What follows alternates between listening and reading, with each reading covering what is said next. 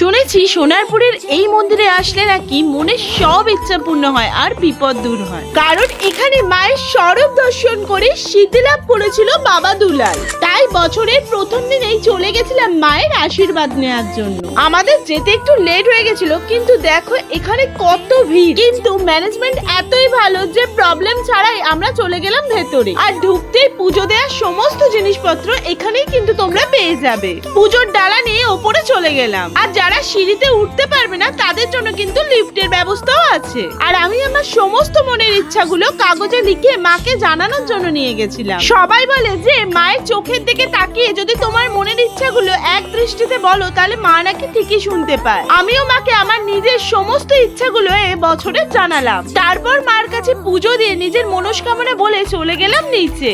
আর নিচে নামতেই দেখলাম মা শীতলা, মা মনসা, লক্ষ্মী নারায়ণ, আরো কত ঠাকুরের মূর্তি। আর সবশেষে এখানকার অমৃত ভোগ নিয়ে চলে এলাম বাইরের দিকে। আর তারপর চলে গেছিলাম সেই জায়গায় যেখানে বাবা দুলাল মার স্বরূপ দর্শন পেয়েছিল। আর তোমরাও ভিডিওটা ঝটপট শেয়ার করে দাও বাকিদের কাছে, যাতে বাকিরাও এই জাগ্রত মন্দিরের কথা জানতে পারে। আমি লোকেশন কমেন্ট বক্সে দিয়ে দেবো, তোমরা কিন্তু দেখে নিতে পারো। আর এখানে আমিও সবার মতন ধূপ মোমবাতি জ্বালিয়ে নিজের মনস্কামনা চেয়ে নিলাম। আর এই মন্দিরটি অবস্থিত রাজপুর মোড়ের একদম পাশে। যারা মায়ের আশীর্বাদ পেতে চাইছো তারা অবশ্যই কমেন্টে লিখো জয় মা বিপত্তারিণী। চলো ভাই, দেখা হচ্ছে নতুন কোনো ভিডিও নিয়ে। আর ফলো আর সাবস্ক্রাইব করতে ভুলো না কিন্তু।